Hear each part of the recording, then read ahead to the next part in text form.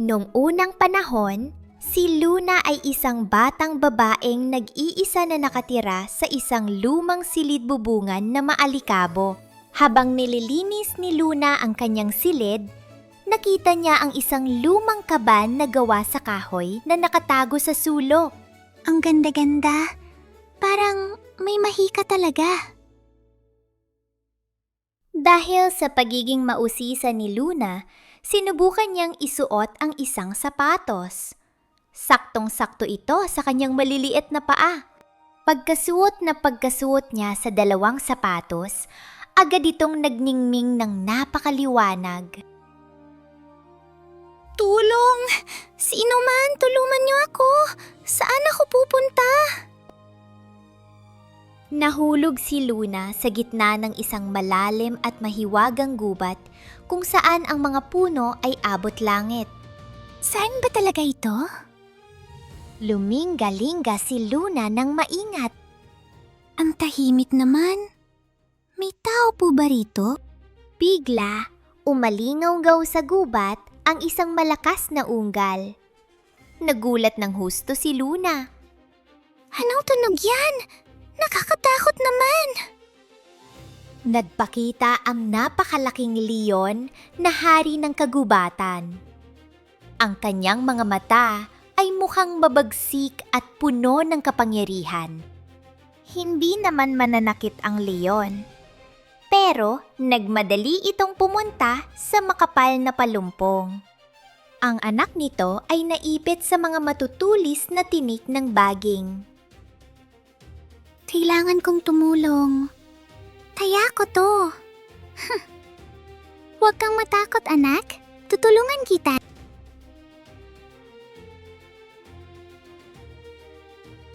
Ginamit ni Luna ang isang patpat para sirain ang bitag, hanggang sa kumalas ang mahiwagang tinik. Anak, dahan-dahan kang gumapang. Sundan mo ako palabas.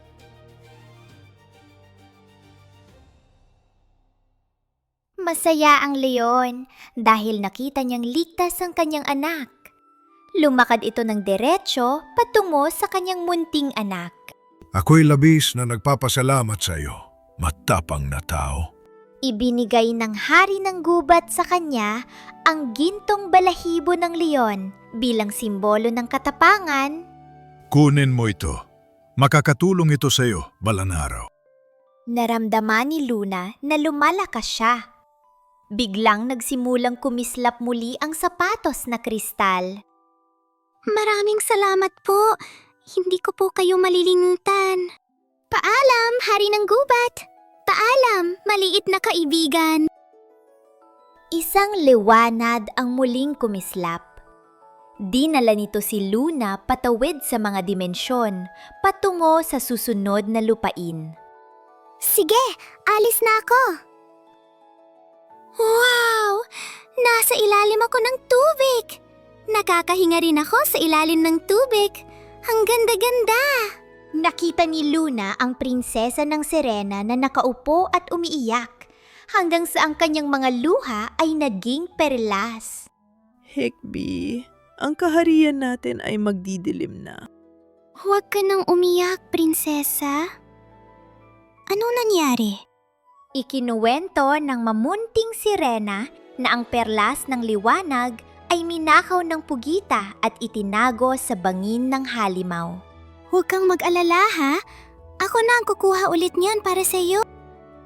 Sa kailaliman ng dagat, isang dambuhalang pugita na may masungit na mukha ang magbabantay sa kumikinang na pelas sa loob ng higanteng kabibe. Sa halip na makipaglaban, ginamit ni Luna ang kanyang kabaitan at iniabot ang isang magandang kabibe sa pugita. Nakuha ko na ang perlas ng liwanag. Mabilis siyang lumangoy pait-aas at ibinalik ang liwanag sa kaharian. Salamat na salamat sa iyo. Ibinabalik mo ang liwanag sa aming kaharian. Nagbigay ang prinsesa Sirena ng kumikinang nakaliskis ng sirena bilang pasasalamat. Tanggapin mo ang kaliskis na ito. Ito ang simbolo ng iyong kabutihan. Masayang ngumiti si Luna at muling nagsimulang gumana ang sapatos na kristal. Salamat po. Masaya akong nakatulong sa kaharian ng prinsesa. Ang anyo ni Luna ay mabilis na naglaho kasama ng mga bula patungo sa isang bagong pakikipagsapalaran. Paalam na, mundo ng karagatan! Sumulpot si Luna sa isang kuweba sa ilalim ng lupa na madilim at puno ng usok. Nakita niya ang isang grupo ng mga duwendeng malulungkot ang mukha, nakaupo sa paligid ng isang higanting pugon na patay na. Ay, wala na tayong pag-asa. Hindi na tayo makapagtrabaho. Kumusta po, Tito? Anong nangyari po? Sinabi ng pinuno na namatay ang banal na apoy at nasira ang blower. Nagboluntaryong tumulong si Luna. Alam niyang kailangan ng pagsisikap. Ang mga duwende ay tumingin na hindi makapaniwala. Buong lakas na itinulak ni Luna ang mabigat na pingga, umaasa na muling gagana ang bomba ng hangin. Ngunit si Luna ay hindi sumuko. Buong lakas niyang ipinulak ang troso upang gumana ang makina. Sa wakas, kumasa ang mekanismo na may tunog na crack. Tumilamsik ang mga kislap ng apoy. Tagumpay! Gumalaw na ito! Ang malaking pugon ay muling nagninga sa banal na apoy. Bumalik ang liwanag at init. Kunin mo ang sagisag na ito. Ito ang tanda ng iyong tibay ng loob. Naging proud si Luna sa kanyang pinaghirapan. Nagbigay ang sapatos na salamin ng huling babala. Isang liwanag ang kumislap. Dinala siya ng mahiwagang sapatos patungo sa huling lupain. Paalam muna lahat! Ingatan ninyo ng mabuti ang apoy! Nakarating si Luna sa kastilyong yelo na napakalamig at nakakatakot. Ang lamig-lamig! Hindi mukhang kaibigan ng lugar na ito. May tao po ba dyan? Hello? Ang bruhang yelo ay nagpakita sa trono. Tinipigan si Luna. Sino ang naglakas loob na pasukin ang kastilyo ko? Ang galit na bruha ay nagmagit ng matutulis na yelo at imihagis ito kay Luna. Sa gitna ng labanan, napansin ni Luna ang nagyelong bakas ng luha sa pisingi ng bruha at isang larawang mukhang malungkot. Ay, luha pala yan. Umiiyak po ba kayo? Tinanong niya ang mangkukulam sa isang malambing na tinig kung bakit siya nag-iisa.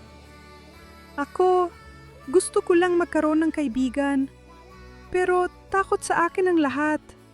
Lumapit si Luna at niyakap ang mangkukulang. Dahil sa init ng yakap, nawala ang sumpa ng yelo. Ang kastilyo ay naging isang hayden ng mga bulaklak. Huwag kang mag-alala. Ako ang magiging kaibigan mo. Ibinigay ng bruha kay Luna ang bulang salamin ng paningin bilang huling regalo. Tapos na, oras na para umuwi, di ba? Ang bagong Luna na may mabait na puso at may tiwala sa sarili ay bumaba upang tumulong sa mga tagabayan dala ang mga aral na kanyang natutunan. Alam niyang may bagong pakikipagsapalaran na naghihintay. Darating ito sa tamang panahon